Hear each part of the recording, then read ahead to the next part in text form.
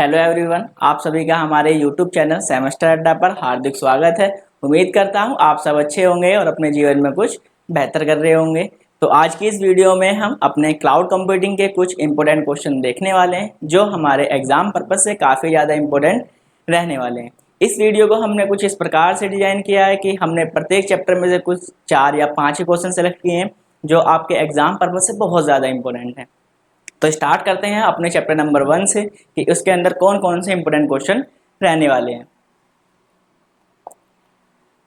तो chapter number 1 का जैसे नाम है इंट्रोडक्शन, तो यहाँ पर आपसे जो भी क्वेश्चन पूछे जाएंगे वो आपके क्लाउड कंप्यूटिंग के बेसिक इंट्रोडक्शन के बारे में क्वेश्चन पूछे जाने हैं। तो आपका सबसे पहला इंपॉर्टेंट क्वेश्चन जो बनता है वह है क्लाउड कंप्यूटिंग क्या है, क्लाउड कंप्यूटिंग क्या होती है, पहले आपको इसके बारे में बताना है और क्लाउड कंप्यूटिंग की मुख्य चुनौतियां कौन कौन सी हैं, नेक्स्ट पॉइंट आपको इसके बारे में यहाँ पर एक्सप्लेन करना है। अभी यही क्वेश्चन अभी आपके प्रीवियस ईयर में भी पूछा गया था, तो इस क्वेश्चन को अच्छे से तैयार कर लीजिएगा। इसके बाद नेक्स्ट आपका इंपॉर्टेंट क्वेश्चन है major characteristics of cloud computing, यानी कि आपके क्लाउड कंप्यूटिंग के मेजर कैरेक्टरिस्टिक कौन सी होती हैं, आपको सभी कैरेक्टरिस्टिक के बारे में यहाँ पर डीप में एक्सप्लेन करना है। इसके बाद आपका नेक्स्ट इंपॉर्टेंट क्वेश्चन जो रहने वाला है uses of cloud computing and it's benefits, यानी कि आपके क्लाउड कंप्यूटिंग के क्या क्या यूजेस हैं आपको पहले तो वो एक्सप्लेन करने हैं और उसके बाद आपके क्या क्या क्लाउड के बेनिफिट्स होते हैं उसके बारे में यहाँ पर एक्सप्लेन करना। और यही क्वेश्चन भी अभी आपके प्रीवियस ईयर में पूछा गया था, तो प्लीज़ इस क्वेश्चन को स्किप मत करना। इसके बाद है आपका next important question evaluation of cloud computing. Cloud computing का इवेल्युएशन क्या है, कैसे कैसे जनरेशन वाइज इसको चेंज किया गया, क्लाउड कंप्यूटिंग से पहले हम कौन सी टेक्नोलॉजी का यूज़ करते थे या उसके अंदर क्या कमियां थी, उसके बारे में आपको यहाँ पर डीप में एक्सप्लेन करना है। तो आपके चैप्टर नंबर 1 में केवल यही इंपॉर्टेंट क्वेश्चन थे, तो इनको अच्छे से तैयार करके जाइएगा। इसके बाद चलते हैं अपने चैप्टर नंबर 2 पर।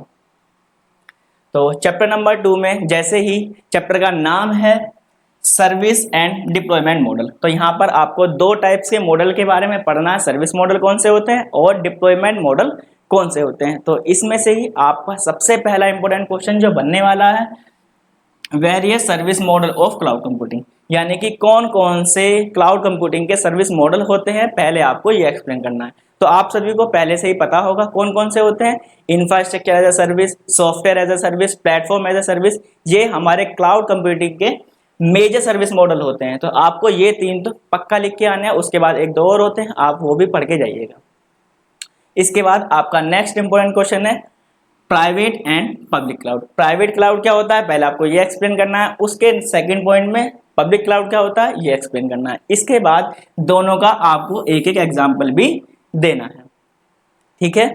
इसके बाद चलते हैं अपने नेक्स्ट इंपॉर्टेंट क्वेश्चन की ओर, various deployment model of cloud computing. Cloud computing के कितने डिप्लॉयमेंट मॉडल होते हैं आपको यहाँ पर एक्सप्लेन करना है। तो कौन कौन से होते हैं, जैसे 2 तो यहीं पर लिखे हुए हैं, प्राइवेट क्लाउड, पब्लिक क्लाउड, इसी प्रकार से हाइब्रिड, ये सब क्या है आपके पास डिप्लॉयमेंट मॉडल है। इसके बाद चलते हैं अपने चैप्टर नंबर 3 की तरफ। चैप्टर नंबर 3 का जैसे नाम है service level agreement. Service level agreement से क्या मतलब है, मतलब जब भी आप क्लाउड से कोई भी सर्विस परचेज करोगे तो वो सर्विस आपको कितने टाइम तक दी जाएगी और क्या क्या उसके अंदर फंक्शनैलिटी होंगी उसके बारे में वहां पर एक एग्रीमेंट किया जाता है। तो इसके अंदर से जो सबसे पहला इंपॉर्टेंट क्वेश्चन बनता है explain the term of SLA, यानी कि SLA क्या होता है पहले तो आपको ये बताना है और उसके बाद types of SLA in cloud computing, और क्लाउड कंप्यूटिंग में कितने प्रकार के SLA होते हैं आपको नेक्स्ट पॉइंट में इसको एक्सप्लेन करना है।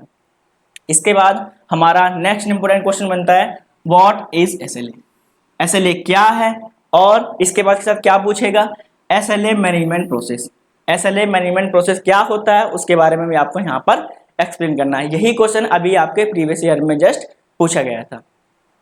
इसके बाद आपका नेक्स्ट इंपॉर्टेंट क्वेश्चन नंबर 3, उसके अंदर क्या दे रखा है डिफाइन SLA, SLA क्या होता है पहले तो आपको ये डिफाइन करना है, उसके बाद life cycle of SLA, SLA की लाइफ साइकिल क्या होती है उसके बाद आपको ये एक्सप्लेन करना है। तो चैप्टर नंबर 3 के भी हमने इंपॉर्टेंट क्वेश्चन देख लिए हैं। अब चलते हैं अपने चैप्टर नंबर 4 की तरफ। चैप्टर नंबर 4 का जैसे ही नाम है वर्चुअलाइजेशन, तो यहाँ पर जितने भी क्वेश्चन पूछे जाएंगे आपसे वर्चुअलाइजेशन के ऊपर ही पूछे जाने वाले हैं। तो पहला इंपॉर्टेंट क्वेश्चन क्या रहने वाला है व्हाट इज वर्चुअलाइजेशन, यानी कि वर्चुअलाइजेशन क्या होता है और एक्सप्लेन इट्स बेनिफिट्स, और इसके क्या लाभ हैं यानी कि क्या इसके बेनिफिट्स हैं। इसके बाद आपको ये पॉइंट भी यहाँ पर लिख के आना है। ये क्वेश्चन भी आपको बहुत ज़्यादा इंपॉर्टेंट है, तो इसे अच्छे से तैयार करके जाइएगा।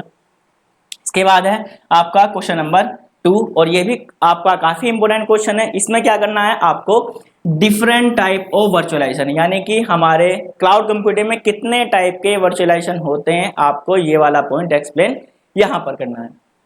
इसके बाद नेक्स्ट सबसे ज़्यादा इंपॉर्टेंट क्वेश्चन जो अभी जस्ट आपके प्रीवियस ईयर में पूछा था, तो प्लीज़ इस क्वेश्चन को स्किप भी मत करिएगा। और इसके अंदर पूछा क्या गया था, सबसे पहले व्हाट इज हाइपरवाइजर, यानी कि हाइपरवाइजर क्या होता है, पहले तो आपको ये एक्सप्लेन करना है। सेकंड पॉइंट में क्या पूछ रहा है, एक्सप्लेन इट्स बेनिफिट्स, और इसके क्या बेनिफिट्स हैं आपको ये भी यहाँ पर एक्सप्लेन करता है। तो चलते हैं अपने चैप्टर नंबर 5 की तरफ।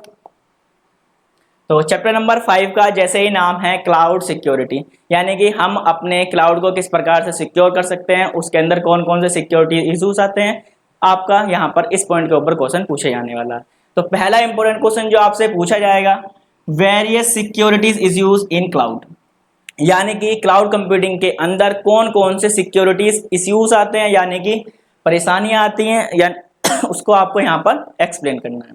इसके बाद आपका नेक्स्ट इंपॉर्टेंट क्वेश्चन है legal issues in cloud computing, cloud computing के अंदर कौन कौन से लीगल इश्यूज होते हैं उसके बारे में आपको यहाँ पर एक्सप्लेन करना है। और क्वेश्चन नंबर 2 जो है ये काफ़ी ज़्यादा इंपॉर्टेंट है, तो इसे अच्छे से तैयार करके जाइएगा।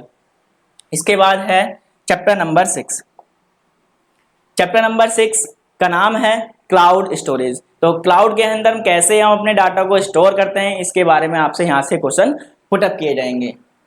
तो पहला क्वेश्चन क्या आता है, स्टोरेज एरिया नेटवर्क, यानी कि SNA की चुनौतियों के बारे में लिखिए, यानी कि SNA क्या है, उसकी कौन कौन सी चुनौतियां हैं, उसके बारे में आपको यहाँ पर एक्सप्लेन करना है। इसके बाद है आपका नेक्स्ट इंपॉर्टेंट क्वेश्चन जो अभी आपके प्रीवियस ईयर में जस्ट पूछा गया था, तो क्या है, स्टोरेज एज अ सर्विस पर टिप्पणी लिखिए, यानी कि स्टोरेज एज सर्विस क्या होता है, इसके आपको सभी पॉइंट को यहाँ पर डिटेल में एक्सप्लेन करना है। इसके बाद है आपका next important question, cloud computing के बेनिफिट्स क्या हैं और उसके चैलेंजेस क्या हैं, इसके बारे में लिखना है, यानी कि जो हमारा क्लाउड स्टोरेज है उसके क्या क्या बेनिफिट्स होते हैं, पहले तो आपको ये पॉइंट क्लियर करना है। उसके बाद आपको बताना है कि इसके अंदर कौन कौन से चैलेंजेस आते हैं, जो इसको जब हम डाटा को स्टोर करते हैं तो वहाँ पर हमको देखना पड़ता है, तो इसके बारे में भी आपको यहाँ पर एक्सप्लेन करना है। इसके बाद है आपका चैप्टर नंबर 7।